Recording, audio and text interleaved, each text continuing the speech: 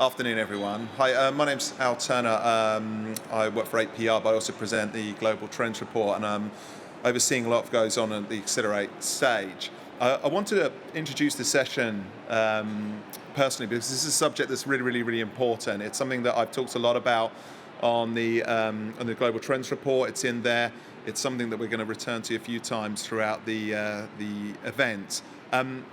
Diversity, equity, and inclusion is a subject that the events industry, I think it's fair to say, is just beginning to grapple with, but it also deserves a huge amount of intelligence. It needs to be treated in the right way and with the right amount of intelligence. And we're really delighted to have Steph Corker here to give us that intelligence and that insight and to look at things in a more pragmatic way. So I just wanted to allow you to give a warm welcome to Steph, and thank you so much for coming out to Barcelona, Steph, and giving us your time. So thank you so much. Thank you. Getting an applause at the beginning. So welcome, everyone. Thank you for joining us today on addressing diversity, equality, and inclusion in 2022. This is talking about how de&i really fits into our future in our industry. We will be using a few interactive polls today, so if you haven't already, if you can get Slido up, if you just zoom in into that little QR code, it comes up onto your phone, and there's going to be some live polls that I'll want to gauge with you all. But basically, since last summer's horrific events that set off a bit of a global catalyst about de&i, it's words that we've heard a lot recently: diversity, equality, inclusion, and equity. And personally, for me, I hope these are words that we're going to continue to hear in our day-to-day because it's so vital to the progress of our industry. So what I wanted to do, first off, is use Slido, so hopefully everybody gets used to this. I'm going to launch the first poll, and I hope this works. So you should see a poll come up on your screen. Is it? Yeah, that's working? Great, OK. So I just want to level set where our industry currently sits. So how many Black, African, or Caribbean event professionals do you think is in our industry? So pick one of the three choices. OK? So I'll just give you a few more seconds and see where we think we're at. OK. So if you picked 3%, you're correct. 3% in our industry are from Black, African, or Caribbean backgrounds. 83% of our industry is white. To be honest, for me, that's not a very big surprise, but I talk about de&i a lot, and I work in that space, so I understand that that's currently where we sit. But it's a pretty stark number if you can think about it. So let's do the next question. There's a lot of women in our industry, but how many do you think actually hold executive roles in our industry? You've got three options. Let's see what you think.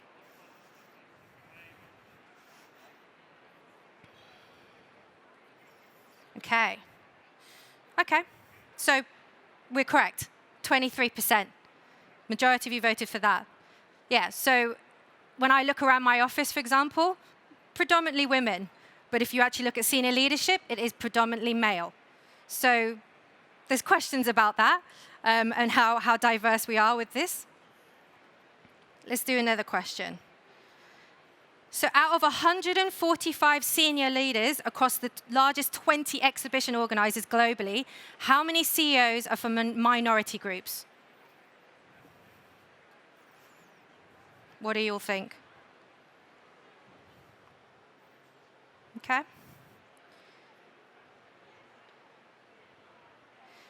So a bit of a split here. If you picked 0, you are correct. So 0 CEOs from minority groups. And the last one here, in our industry, how many people identify as having a disability in our industry? What do we think that is?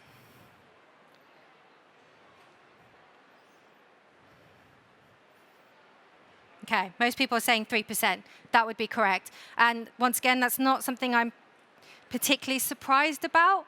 If we look around, even here in the venue, if you've been looking around, have you seen anyone with a visible disability? Obviously, there are invisible disabilities, but yeah, our industry is not diverse. So that's just level setting where we currently stand. And that doesn't mean we are collectively bad people or anything like that. That's just where we currently stand. So it does paint a pretty stark picture. And I guess the question is, what's stopping our industry from being diverse? What can we individually do? What can we collectively do as companies, businesses? What can we do to make this better? So I want to break it down into 3 topics. We're going to start off with fear.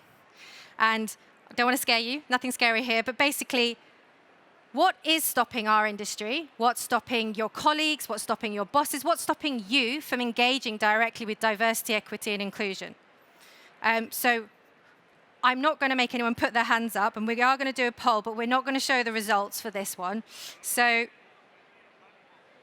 you've got a few options come up on your screen. What is stopping you from engaging with diversity, equity, inclusion? So that should be on your screens, right? Yeah? Okay. So I'm seeing results. I'm not surprised, because if you've come to this session and you've picked I'm Not Afraid, that's because you're here and you're actually engaging with it. I guess the question would be maybe to people outside who haven't come to this session is, why haven't they come to this session? Why would they go to a sustainability session instead of a diversity and inclusion session, for example? Okay. So addressing our fears in general is a really key thing that we should be doing. It's an important part of us being able to find real and sustainable change when it comes to diversity, equity, inclusion, because ultimately fear is such a huge barrier. And it does stop us from having those difficult, awkward, uncomfortable conversations that do come part and parcel of de&i discussions. It is something that we are having to deal with a lot more, especially because of last summer's events where the brutal murder of George Floyd, and literally everybody in every company must have heard some company talking about, this is what we need to be doing this year, this is what we need to look at. So the question is what is happening with our biases, our assumptions, our stereotypes? How are we dealing with them? How are we acknowledging them? And how are we progressing forwards? Most people, even if you're the best person in the world, doesn't really like to admit your own mistakes or look at yourself and challenge yourself, because it's a hard thing to do.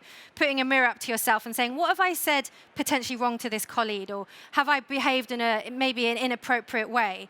And we don't like to do it because we don't like to think that we're bad or we do bad things. And even worse, we don't want to be labeled racist, homophobic, or sexist. No one does, but ultimately, no one is perfect.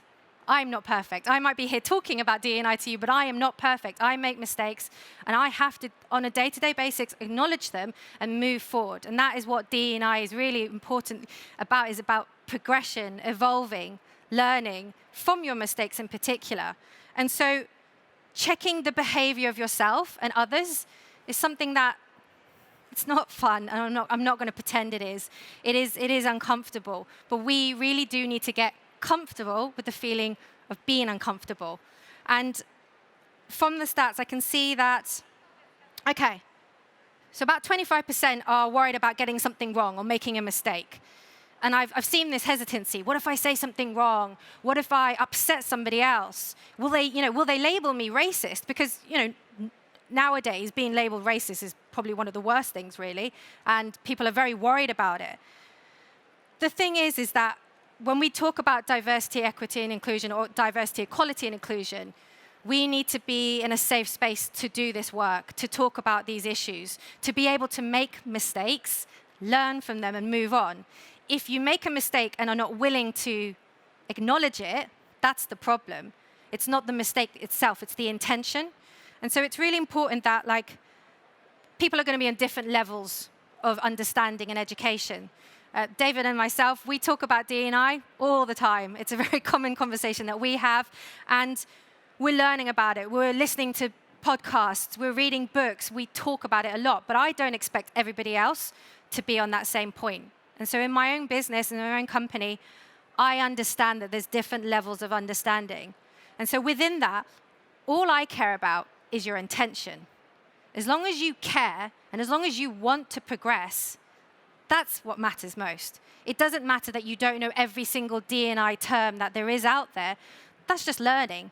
And I'm going to be really honest with you. These terms are going to change. In the next 5 years, there might be 20 different terms that didn't exist nowadays. And there may be 5 words that you can't use in 5 years' time that you could use now, because we're evolving. And that's a good thing. We're progressing. We're moving along with the times. But I think one of the things that we can also see in terms of fear is that people are worried about maybe change. You know, change brings uncertainty, and the last 2 years, if anything has taught us, has not been the most comfortable 2 years. But when people worry about change or maybe losing out, because we're talking about increasing diversity, equal opportunities, you know, more young people, and people think, well, what about me? What if I'm a white, heterosexual, middle-class man? What happens to me? And that shouldn't be the focus.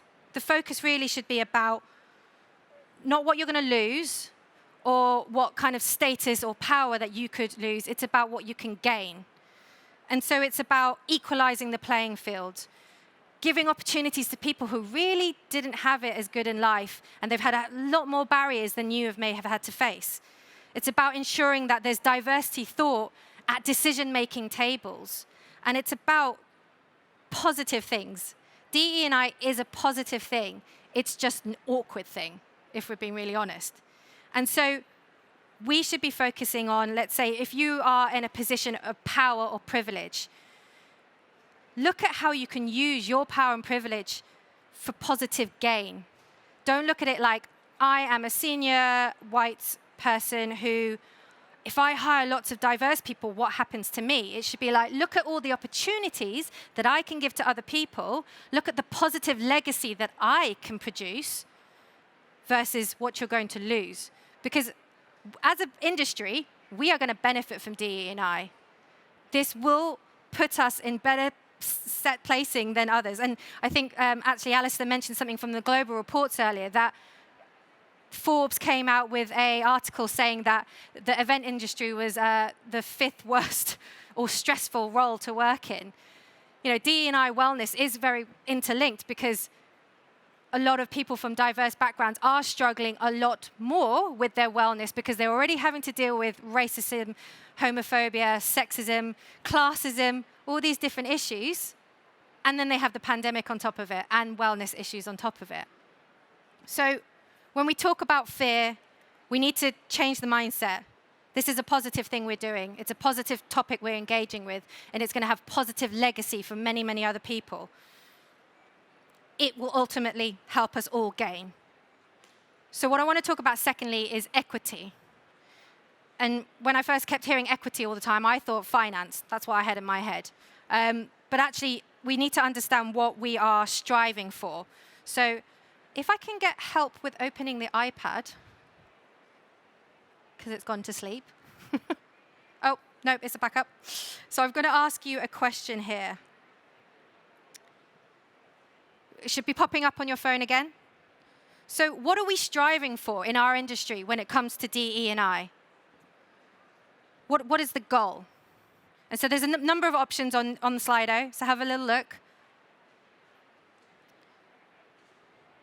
Okay. So I'll just give you a few more seconds. So what are we striving for? Okay. I'm really glad that most of you said all of the above. So ultimately, with any goals, any KPIs, we really need to understand what we're striving for. DE&I is broad, covers a lot of things. It's a big topic, and there's multiple little work streams within it. So all of those options that you saw on Slido, that's what we're striving for. But when I talk about equity, I want to be clear that equality is the end goal, but equity is the means to get there. So equity is basically how we'll achieve equality. So what I mean by this is fairness means treating people equitably, which does mean treating people differently. And I'm going to explain that more because I know that can be a bit weird. So, okay, if we're giving equal opportunity to people from different minority groups, then we need to make sure that we're tailoring the support depending on which group they're from or what their needs and requirements are. So in your workplace, if you all get laptops, they give you a laptop so that you can work. That's equal. That's an equal treatment because every single person got a laptop. But it's not equitably. And the reason why is because if one of your employees has a sight issue, for example, and they need a different type of screen, if you haven't given it to them, you haven't given them equitable treatment. They're not set up in the best way to thrive. So although you gave them a laptop and you said, well, that's fair, you haven't set them up in the best way to thrive. So that is what I mean by equal versus equitable. So I'll give you another example is, how many of you used to have social work events, and maybe more so before the pandemic? Did lots of social events, Christmas parties, summer parties, team building, stuff like that? Okay. How many of them involved alcohol? Has anyone been to a Christmas party when there wasn't any alcohol? No. Okay. The reason I'm asking that question is there's nothing wrong with there being alcohol there, but and we see this a lot, is that a lot of work social events are centered around alcohol, going out, drinking together. But if you had, for example, someone who in your team who is, for religious reasons, can't drink, how included do they feel when every single work social event is centered around alcohol? You know, you're catering to the majority, but you're not treating people equitably because you're always looking at, well, everybody else drinks, so they'll just come and they'll enjoy themselves. But you're not really making them truly feel included because you're not catering for them. And I think it's hard. I'm not saying don't have work social events without any alcohol. That's not the point. But you just have to literally look at it with a slightly different lens. So when you also, for example, if you have colleagues who have really young children, is it really easy for them to come to, evening social events? You're assuming that they can have someone who's going to look after their children, or that they can afford somebody to look after their children. So once again, are you really treating people equitably? And I'm going to give you an example of now how that translates for our consumers and our clients. So if you run a venue or you run an event and you say it's open to all and anybody can buy tickets to it, but, for example, you haven't catered for people with disabilities, then the experience that you are offering is not equitable. Perfect example, I don't know if anyone saw this in the news a few weeks ago at the United Nations COP26 in Glasgow. The Israel energy minister couldn't access the building because they had no accessible entrances. She's in a wheelchair and she couldn't get into the building. There was no wheelchair ramp. And you think, that's a massive, major event, and nobody thought, let's put a wheelchair ramp in. And that's the simplest terms of, it might be really small, and it's just something that you may not always consider, but I would like to think that most venues and most event planners would be considering things like that. If we want to go one step further, though, it is, for example, making sure that there is provisions for visual or hearing impairments, sign language, closed captioning, so braille signs. Another thing that comes up a lot, especially more, let's say, festivals and bigger events like that, what you brief into your security is incredibly important. So not racially profiling clients and consumers. It's something that happens a lot. And we really cannot, this is the first touch point that they're coming into a venue and into an event and they get racially profiled. Do you think that they're going to want to come back again? Do you think that they're going to tell all their friends they had an amazing time when the first thing they're touching upon is someone racially profiling them? And this is what we mean about being inclusive and about understanding what other people are going through. It's a duty of care to our consumers and to our clients, because ultimately, if we're working for a brand or a property, we are giving the experience that is linked to that brand or that client. One thing I will say that we do very well is, for example, food and beverage. So I think most places you'll go to now will offer vegan or vegetarian or even halal or kosher, those different food options, and they'll charge the same price. That didn't always used to be the thing, And therefore, it's an equitable offering. Just because you are vegan, you're not being punished for it, and you're not being charged, 10 more euros. You're being charged the same price. So once again, equitably being treated. So taking into account specific requirements and specific individuals' needs may be really a small detail, but that's what we do in events. We look at all the small little details so that the whole big event is perfect. And so it's really important that in some occasions, you will have to give more to people who need it and less to those who don't. And that is in principle about being fair. That doesn't sound fair straight off the bat because you're thinking, hang on, why do they get more piece of the pie? Because they need it more than you do. And that's the way we need to look at this now. Instead of saying we should all be equal, no, we should all be treated equitably in order to be equal. So it is about taking a step back. It is about re-looking at your processes and your practices. And it is about trying to make sure that you're not catering just for the majority. Because if we keep doing that, we are going to keep locking out certain clients, certain customers, and ultimately quite a big demographic of our society, which is Gen Z and Millennials. And the reason I say that is because my last point, incentive. So what's the incentive? How is it going to benefit your company by making sure that de&i is literally through everything that you do in 2022? In simplest terms, it is going to benefit us all. You may need to commit a bit of time, a bit of money to de&i, but by doing that, you're going to better put yourself in better stepping for the demands of our future consumers, who are the Millennials and Gen Z. So we cannot ignore these two groups. By 2030, both of these demographics will make up to 75% of the work population. And if you want to know what that is in terms of spending, Gen Z currently represents up to 150 billion in buying power globally, but they also influence an additional 600 billion. Because at the age range that they're at, they've also got parents who are spending money on them. So that current generation have got, in total, $750 billion power globally. And the millennials have currently got up to $200 billion spending power globally. So with all that money, what do they want? What do they care about? And you might have seen this a lot in the news recently, but it's about they want a brand to demonstrate de&i in terms of its offerings. So up to 70% of millennials want that.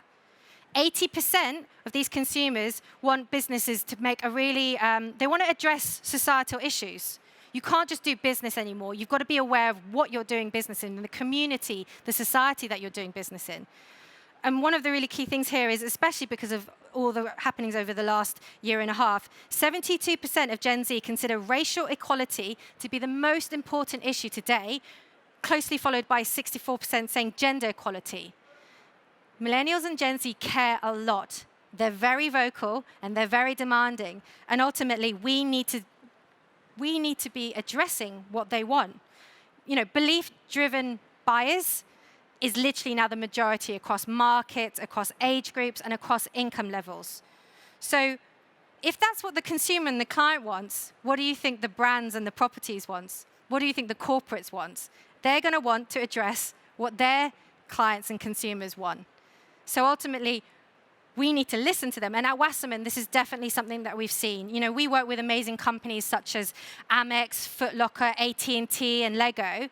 And they've all got amazing de&i programs going on internally. But what was becoming a lot more obvious is they're asking of us to be aligned with their thinking. They're asking us questions like, what is your diversity statistics? How is the split of your women and men in senior leadership roles? They're getting into details like, what's your diverse supply chain? Do you work with minority-owned businesses? How many minority-owned businesses do you work with? Who are your freelancers? How do you hire your freelancers? Do you give equal opportunities? They're getting into detail, and this is all coming at the brief stage, the pitching stage, very beginning. Their procurement team are asking all of these questions.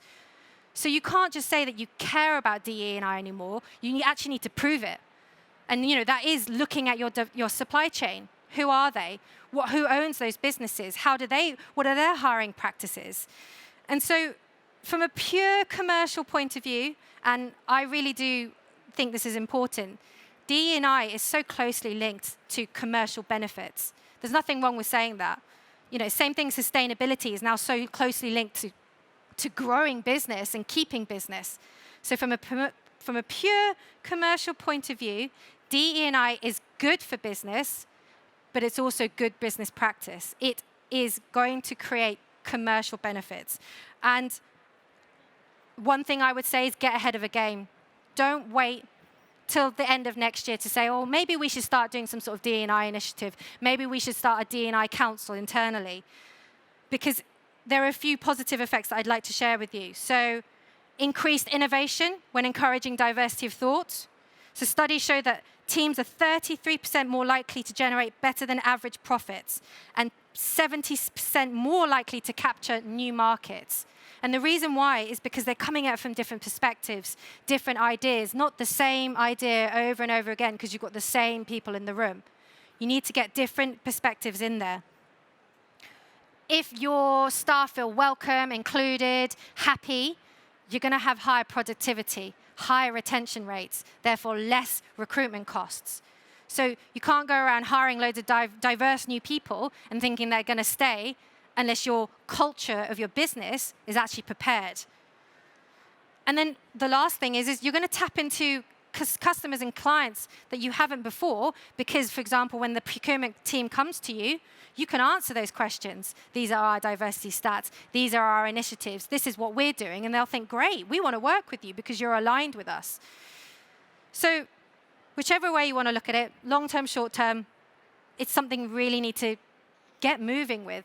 And you really can't take it can take time, but if you're going to start implementing it now, it's going to take time till things are better. There are no quick fixes when it comes to diversity, equity, and inclusion. And if anyone tells you there is, don't listen to them because you can't slap a plaster on something and think that people can't see the big cracks behind it. It is something that really is systemic and that we need to fix properly. So if you're going to take anything away from today, I want to give you a few key takeouts. So ensure that yourself and your colleagues are really learning about DE&I. So anti-bias training, unconscious bias training, inclusive language and what that means. Listen to podcasts, read books, and honestly, the laziest way to do it is if you've got Instagram, follow diversity and equity inclusion advocates and allies, because then you can just learn lots and lots of information in bite-sized chunks whilst you're just scrolling, because we all know we all love to scroll. Take the time to self-reflect, to acknowledge your own mistakes. If you can't even see what you're doing wrong, you can't really go around telling other people what's going wrong as well. You really need to look at yourselves and take the time to understand why we need to do things better for other people. And one of the important things is making sure that diversity of thought and bringing as many voices to the table when you're making decisions is present. That's really important. You shouldn't be making decisions in a room full of people who all look the same when it's going to affect people who don't look the same or don't have the same experiences. And lastly, I'd say equity. Look at everything just a little bit different. Take the time. And I know that in our industry, we're running at 100 miles per hour, trying to organize so many different things. But if you step back, take the time to look at how you're doing things and those processes, I promise you, the benefits will come, and they will be big, and it will eventually help you to be commercially and genuinely just people being happier in your business. So we've got 1 minute left. So if there was one question that anybody does want to ask, I'm just going to check on Slido if there's any questions. There's loads of questions. What time the show starts? Well, that's too late. How do I get more diverse talent to join my business, especially juniors? I would say work with people who do this kind of work already. Go to universities, go to colleges, go to social mobility charities. Ask them to help you. Don't try and start from scratch. We don't have that much time. Look at charities that are going to do this for you and make partnerships. Even recruitment companies, work with them. How do you listen to your employees to deliver equitably? Open it up to juniors. If you're only ever listening to senior people, you're not being equitable. You're not offering a voice for everybody. Also, not everybody can get up in a meeting and say what they think out loud. So think about the way that you're asking people to give you information. So whether it's through a survey, whether it's through something anonymous, find a way to get the voices that you aren't hearing currently. And you need to step back in order to do that most of the time. So we've run out of time, but thank you very much, everyone, and I hope you enjoyed that.